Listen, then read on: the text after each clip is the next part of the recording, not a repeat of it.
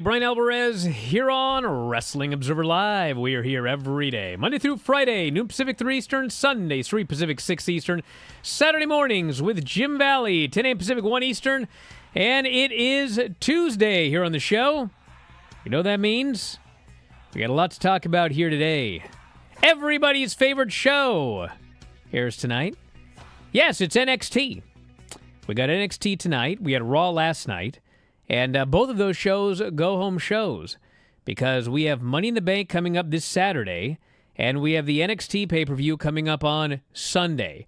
Back-to-back pay-per-views for WWE. So we can talk about Raw as well as what we have lined up for NXT tonight, what we have lined up for the Money in the Bank show and Heatwave coming up this weekend.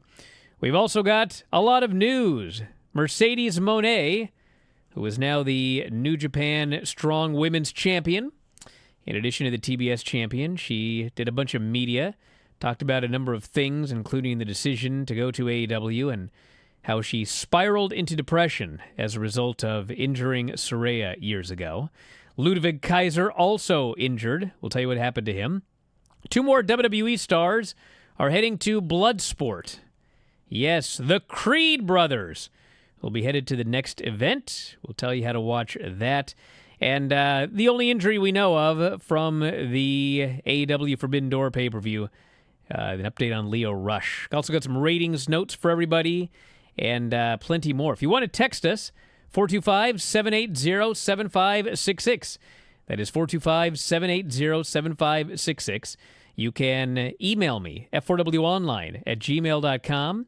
I'm F4W Online, Threads, Instagram, and Cameo. And I am at Bryan Alvarez on Twitter/X. Should have time for some text messages and such today. So get them in. Back in a moment. Observer Live.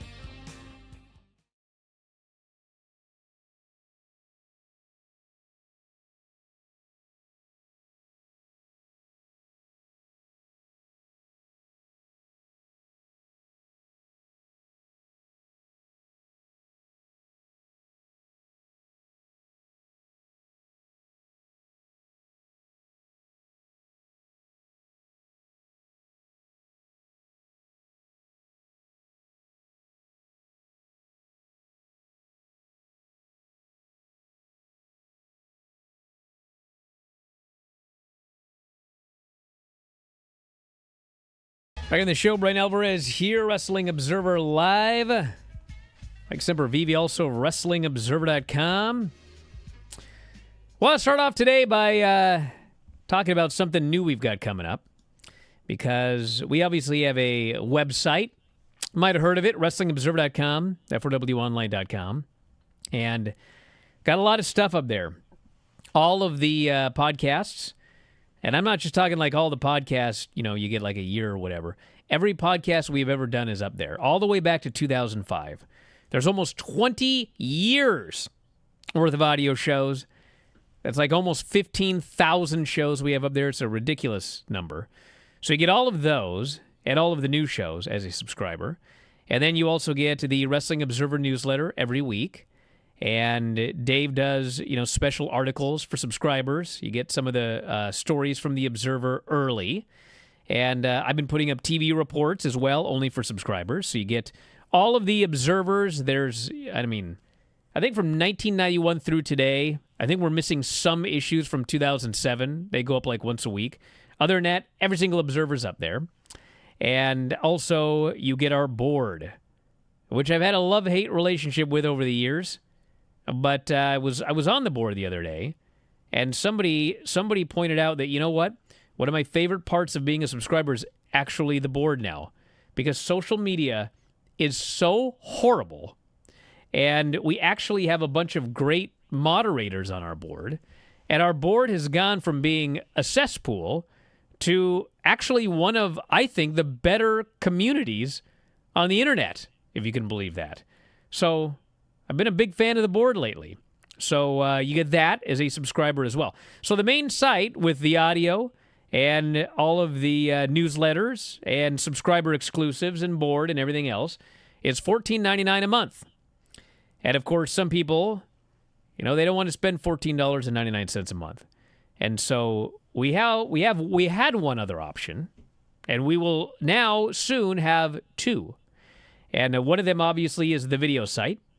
If you only want just to watch the shows, no newsletters, no podcasts, just want to watch the shows every day, you can subscribe to our channel, video.f4wonline.com, and there's going to be one tier.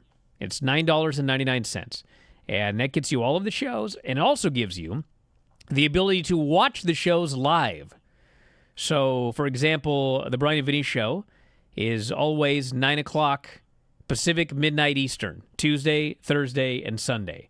And if you want to watch along live, you can watch along live. Or if you're in bed, watch it whenever you want. It's on demand.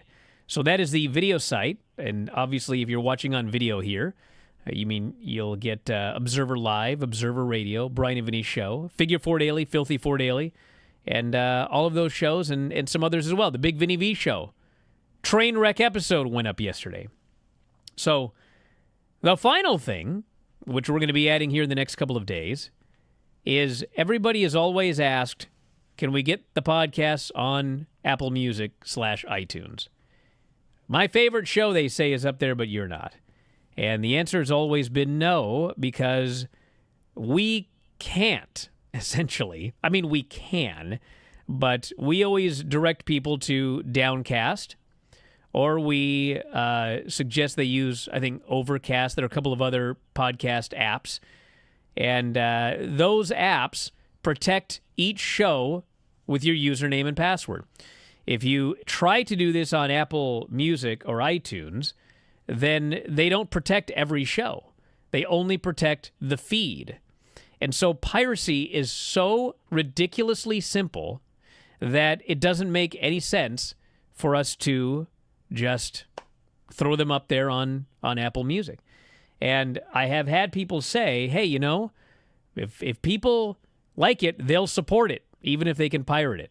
And that is a wonderful thing to say, but for years, our shows were pirated all over YouTube, and we never went in and shut them down, because we thought the same thing. People will see them for free, they will subscribe. Some of you have done that. But about 2019, we decided, you know what, this is out of control.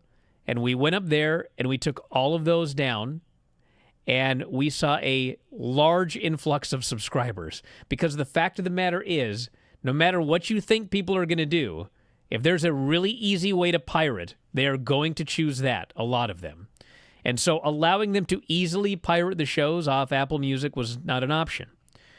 But some people said, well, they got like top 100 subscriber shows on Apple Music. Like, everybody's doing it. And so we investigated, and what we discovered was that is through Apple Music. So we are, in fact, opening up Apple Music. And so for $9.99, if you only want the podcast, you don't care about the website, newsletters, anything, video, whatever. If you only want your podcasts on Apple Music, then probably within the next few weeks, you will be able to subscribe on Apple Podcasts, $9.99, get all of the shows sent to your device if you use iTunes, Apple Music, whatever they call it. And that will be your third option. If you only want to pay $9.99, if $10 is your limit or whatever, you will be able to do that coming up here very soon. I've already been uploading all the shows. It is not, it's not available quite yet, but it will be very soon. And at the beginning, it'll be basically everything I'm involved with. Wrestling Observer Radio, Wrestling Observer Live, Bryan and Vinny, Figure 4 Daily, Filthy 4 Daily. And then when we get folks like Mike, they can start uploading their shows as well. The Adam and Mike Big Audio Nightmare or whatever. Those will be up there as well. So anyway, that's the update. Those are going to be the options. And hopefully there will be something there for everybody. Video, Apple Music, and the whole shebang at WrestlingObserver.com. And that was your housekeeping portion of the proceedings. I always have to have a housekeeping portion of the proceedings. Yeah, Spotify, we're talking about Spotify too. I don't know anything about how that works. But that might also tie into this whole Apple Music thing. So I'll let you know about that when I can figure it out. I'm an Apple guy. Maybe you need to ink a deal with, is it Liar Cohen, the old head of Def Jam Records? I think he runs YouTube and YouTube Music now, so maybe you could talk to him directly. Well, we got. I mean, if you're gonna go on YouTube, you may as well watch it, right? Yeah, I know, but I'm talking about all the pirates that are still on there. Well, I mean, there's not. I mean, we can do our best, but what do you want me to do? All right. Well, we had a lot over the last couple of days. We had the Raw show, and we have NXT tonight. And they're both go-home shows because there are two pay-per-views this weekend, if you're a fan of WWE. There is Money in the Bank, July 6th in Toronto, and there is also Heatwave on July 7th. So 2 shows this weekend, and of course we'll be covering all of those on the various options here. And I guess we can go over NXT first tonight, since that's the next show coming. We got Michin and Jada Parker in a street fight, which actually could be a lot of fun. We have got NXT Championship contract signing for the Heatwave main event, which for those of you unaware is Trick Williams, Ethan Page, Javon Evans, and Shawn Spears in a 4-way for the NXT title. We have got Pete Dunne and Tyler Bate against Hank and Tank. Gallus versus Tyreek Igwe and Tyson DuPont. These are the men that for weeks were on their way, and they never, ever told us their names. That was always a good one. Wendy Chu faces Carly Bright, which I'm pretty sure was like a toy that I played with as a child. What was that called? Light Bright? Light Bright. Carly Bright. And Roxanne Perez and Lola Vice will have a face-to-face, which also could be a lot of fun. So that's the NXT show tonight. And then for Money in the Bank on Saturday, we've got Damian Priest, Seth Rollins. If Priest retains, Rollins cannot challenge for the title ever again as long as Priest holds it, which may not last the end of the night. If Rollins wins, Priest leaves Judgment Day. Sammy against Braun Breaker Intercontinental title. Cody, Randy, and Kevin versus the Bloodline. The men's and women's Money in the Bank ladder matches. And we'll tell you who's in those after the break. Observer Live.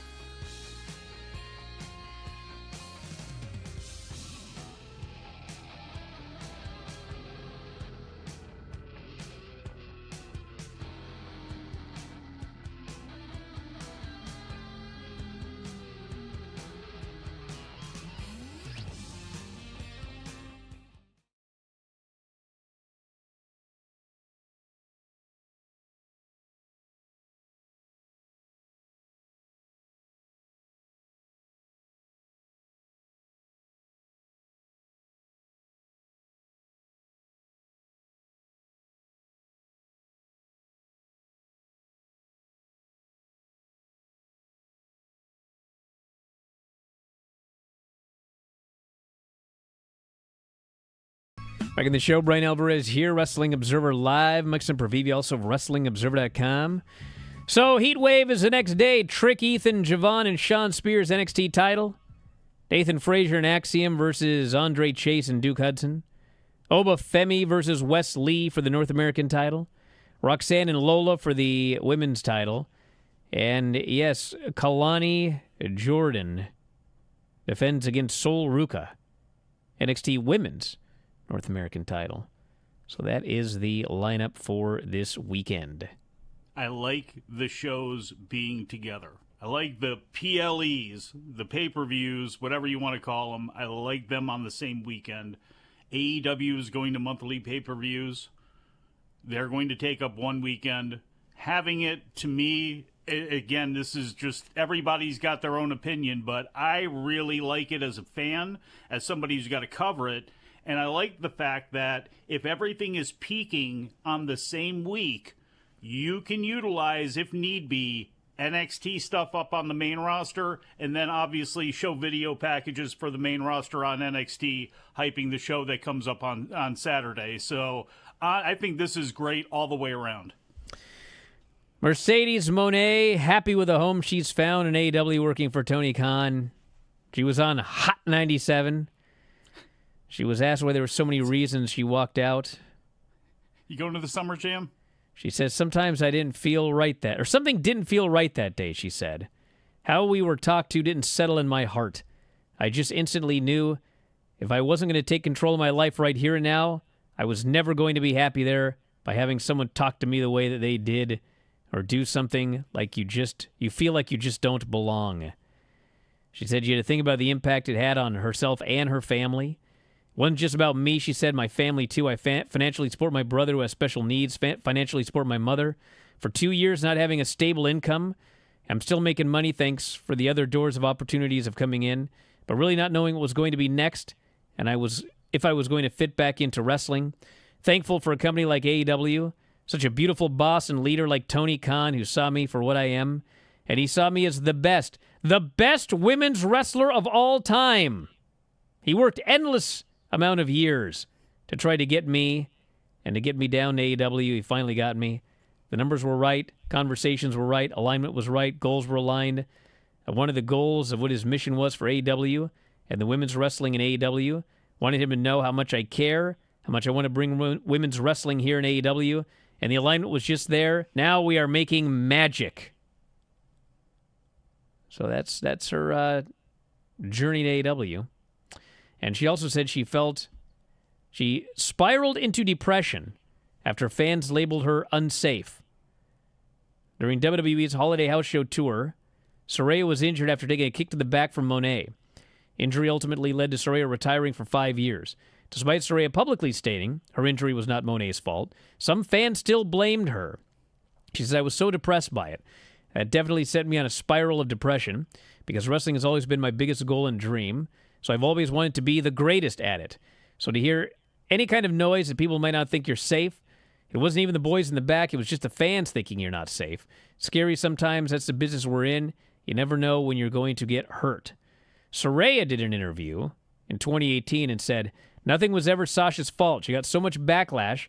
Even in the ring, when we were in there, people were chanting, Sasha sucks. Really upset me to hear that because it wasn't her fault. The thing is with me, that move where she kicks me in the back, I had taken that so many times previously that I was so stubborn, and I thought I can still do these kinds of things. And I thought my neck was just as strong as it was before, but unfortunately it is not. So I called this move. I told her to do it, and so she did it. And unfortunately my neck wasn't strong enough, snapped all the way back. It was essentially the same as having a really bad car crash. The whiplash was. So that's Saraya's story there. And I mean, it was a story at the time, and I know people were upset, but I never really saw, Sasha Mercedes as like being a danger to other people. I always saw her as being a great danger to herself.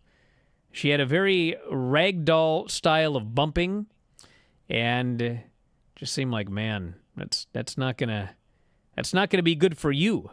You need to take care of yourself. So hopefully she holds up fine in AEW.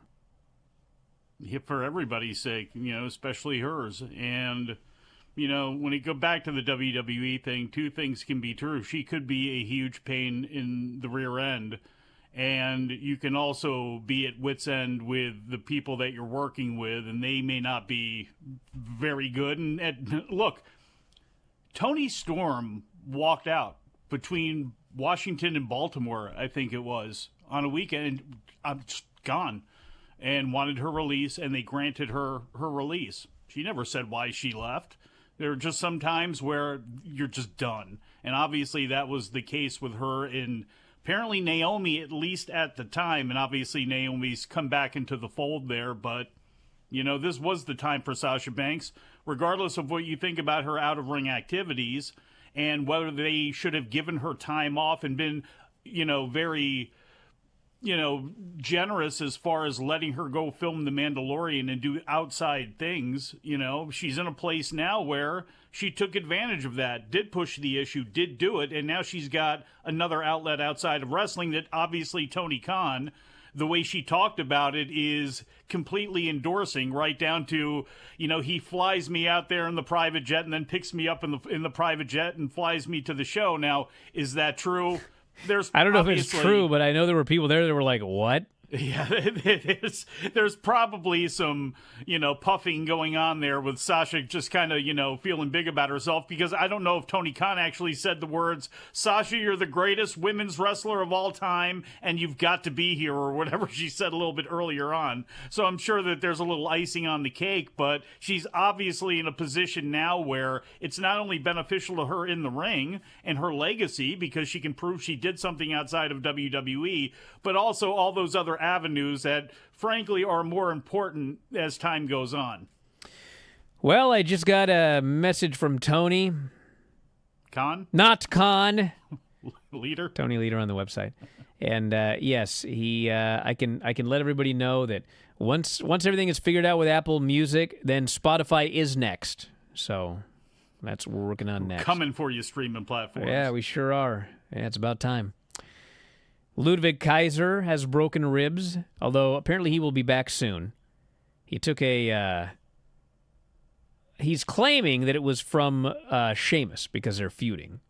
But in reality, it was Braun Breaker. He gave him a spear off the apron, knocked him onto the announce table.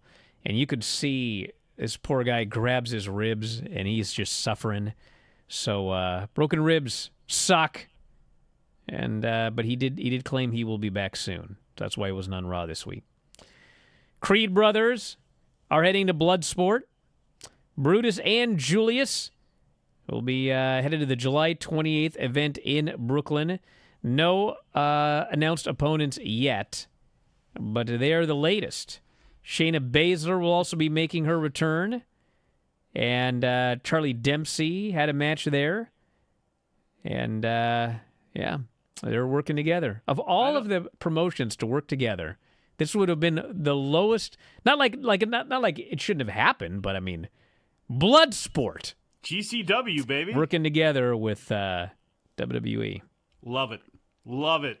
Josh Barnett and WWE in a indirect way. 2002 me is just, still can't believe that. But I know they won't, although they kind of got close to doing something they hadn't done before by almost having a pro wrestling match when it came to Speedball Mike Bailey and Nick Nemeth when they did their match. But Jeff Osborne's Hook and Shoot. Remember that promotion, Brian? I remember Hook and Shoot.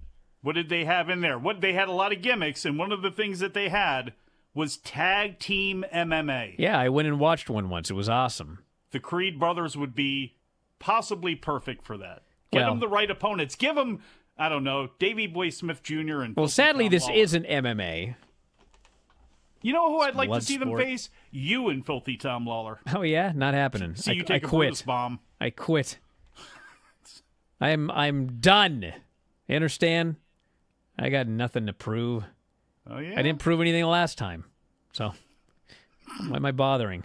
Well, you did prove that, you will Bigfoot your tag team partner and take her theme music away from her and just walk out in front of her. What are you talking about? That didn't happen. Oh, that's right. You were filthy. I was thinking of the Billy Starks thing. Yeah, how dare you? Terrible and I didn't do that either. You think I'm in charge of the music? You think I'm back there running the turntable? Oh yeah, I could actually see you Come making on. that demand there. Like Ridiculous. just like throwing $100 out there. Like just don't play her music. Just play mine. And oops, it's an accident. SmackDown did a 0.66, 18 to 49, and 2.25 million viewers. I was like, sometimes, you see these numbers and it's like 2.256. So, on Twitter, I just rounded up to 2.3 million. I cannot believe how angry. Like, how are these people alive?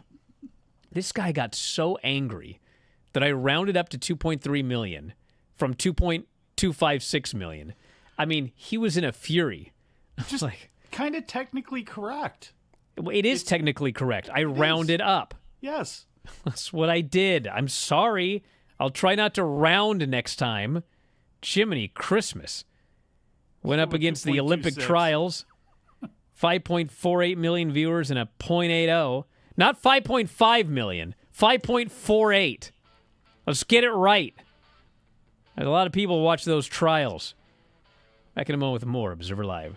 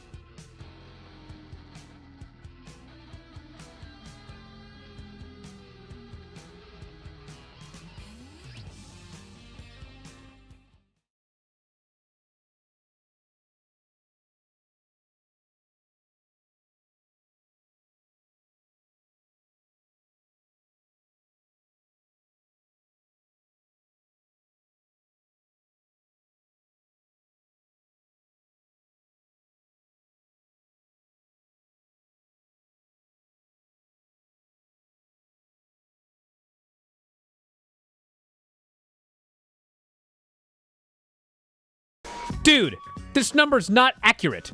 2.26 million was the actual number, which, by the way, was not the actual number. It was 2.256. So their number actually was rounded up.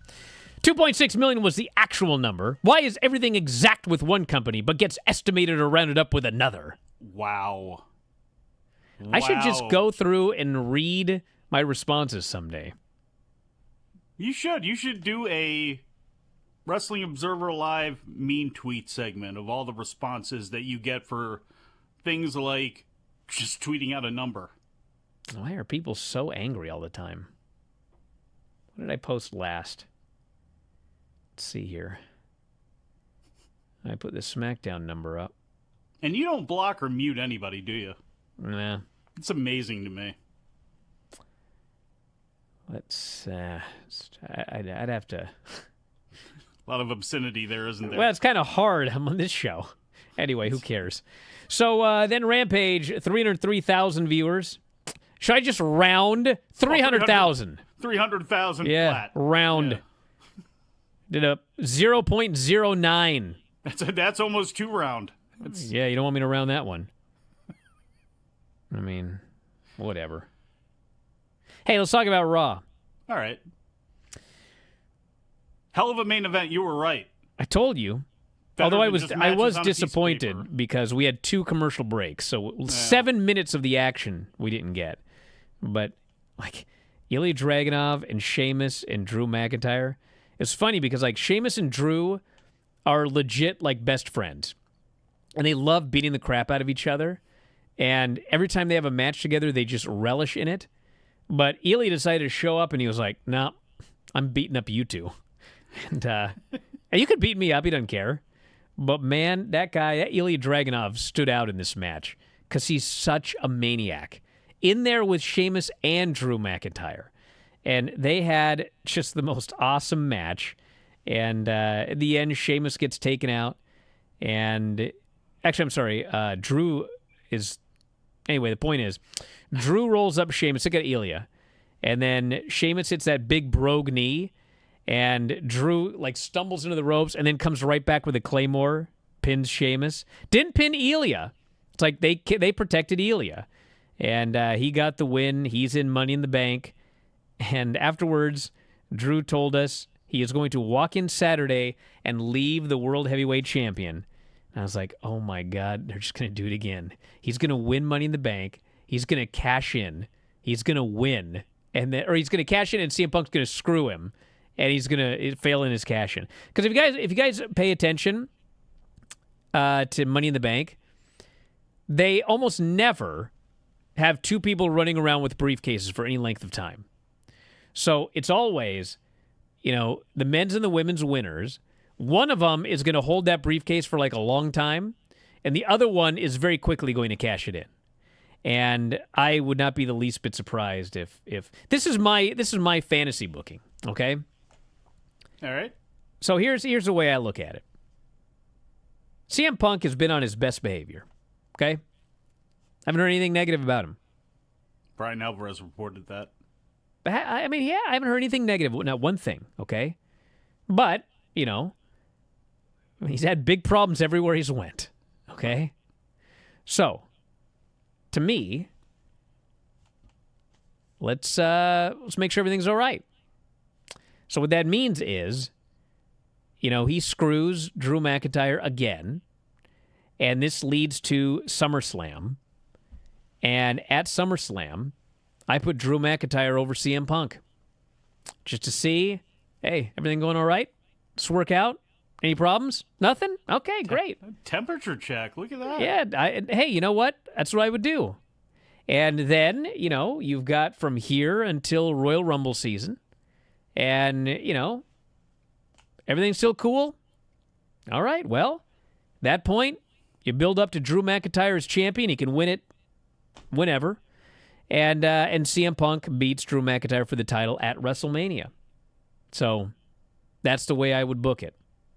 And we'll see what happens. May not necessarily go that way. Do you think that he will be taking the title off of Damian Priest? Or do you think some drama gets thrown in there and Seth Rollins is the reason that Damian Priest has a foot out of the Judgment Day? I think that Priest retains the title. Same. I think, although, you know what? I think that Gunther should win the title at SummerSlam. So I really don't care if Seth or Priest ends up walking out with the title. Or Bash in Berlin. Whatever. Yeah. Well, no, he's got a title match at SummerSlam. That's right. So, like, whatever you want to do, I don't care. But I think that he needs to be the champion. And, Drew McIntyre can beat him in a banger down the road. So, or there's a million ways to do it. But I think the title needs to end up on Drew, and he needs to lose it to Punk at WrestleMania. Finish that story. Just to go back to Ilya for a minute, it's going to be interesting to see who his first big singles feud is with that he goes over with, because that's the one thing. I don't know how they're going to portray him, because right now he could be either a babyface or a heel. He was in there as part of the deal to get Braun Breaker more established, and he did his role there perfectly, being involved in that. And now with this, he was protected, but it'll just be interesting to see who's the first guy that they put him with as that first big feud, because, Kaiser, I like the idea of him going in that direction with Sami Zayn and with those guys, but unfortunately he's out. So I don't know. Do you do Gunther in him before Gunther goes on to win the title? And could you do that match at Bash in Berlin? It's going to be interesting to see what they do with him. We had another Wyatt 6 segment. They still really haven't done anything yet. They're going after Chad. There was an opening segment with Chad and Jay talking about wanting to win Money in the Bank, and then the lights went out.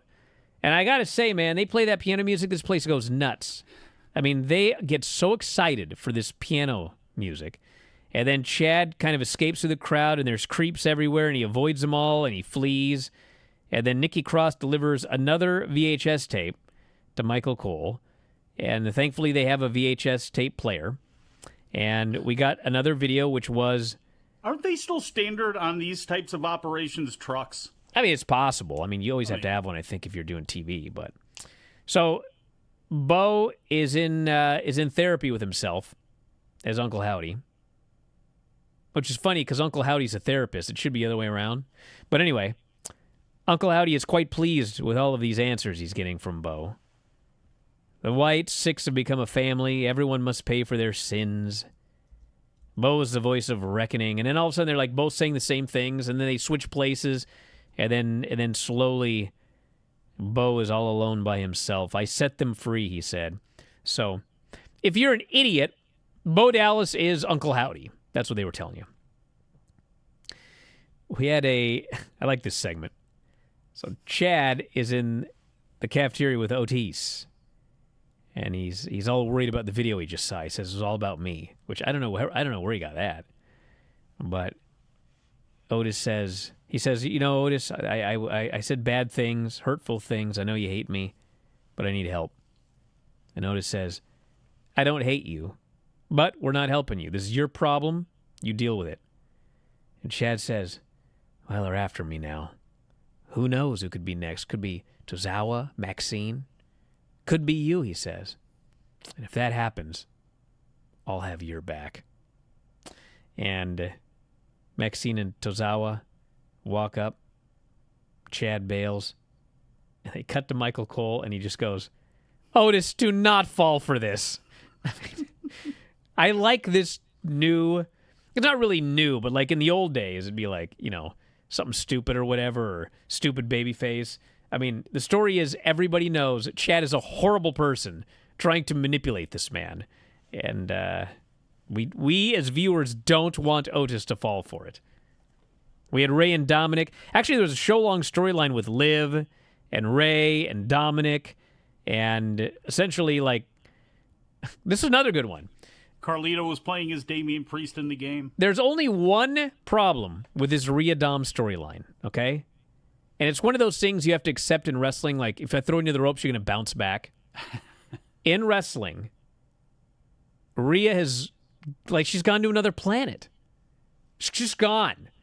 She's in a relationship with Dom, but she got hurt, and so he hasn't seen her in months. Because she's lives at a rehab facility or something. They can't travel, obviously. So Priest goes up to Dom and he says, you talked to Rhea lately? What's going on? Dom goes, all good. Priest goes, really? Because I just got off the phone with her, and it's not good. She's really angry. And Dom's like, oh, man. And Priest says, you gotta handle this. Like, you got to get this done tonight. And Dom goes, I'll get it done. He goes, you always say that, but you actually have to get it done tonight. And so they walk into the clubhouse, and there's Liv, and she's all happy and walks out, calls him Daddy Dom.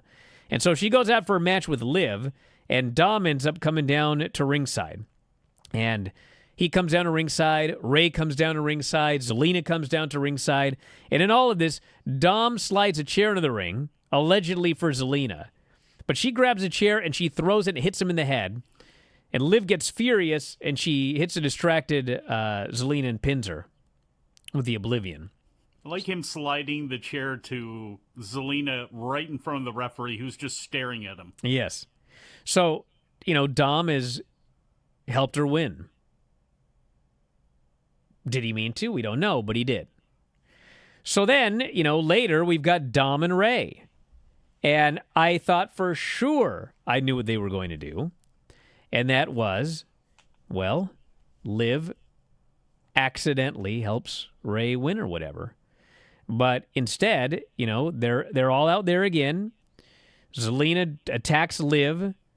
Dom drop kicks Ray into the ropes. He hits a 619, goes up top. Zelina yanks Liv off the apron, and she hits the apron, and it accidentally crotches Dom. And Ray hits a 619, and he pins Dom. And so, in fact, they did the opposite. Liv accidentally cost him the match. He's all upset. She's running after him, begging that she's going to fix it. She's going to fix it. She's going to fix it. And I really liked it because, A, it put some doubt into this whole storyline. And B, I have no idea if they're going to do this or not. I have no idea. But so far, the storyline has been that Liv is trying to manipulate and move in on Dom. Maybe he likes it, maybe he doesn't. But, this is all her plan. She's even said it's her plan.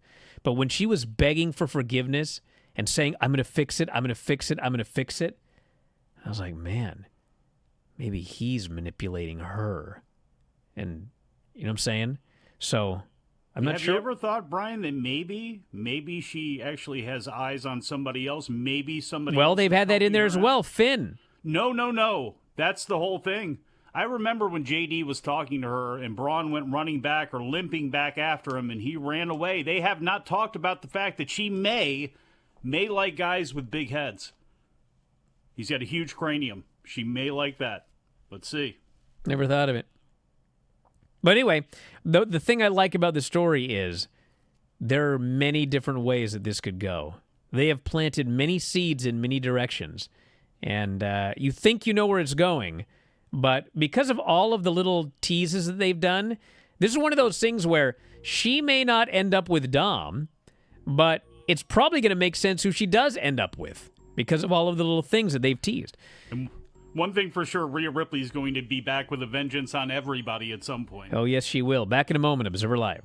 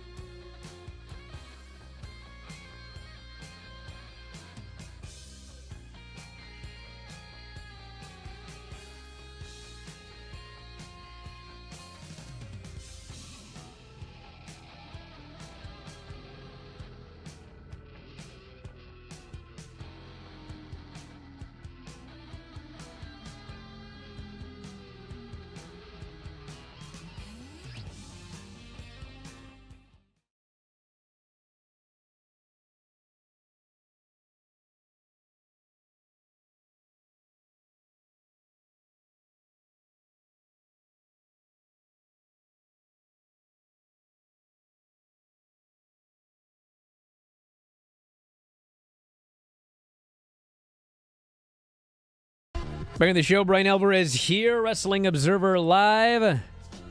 Mike Sempervive, also of WrestlingObserver.com.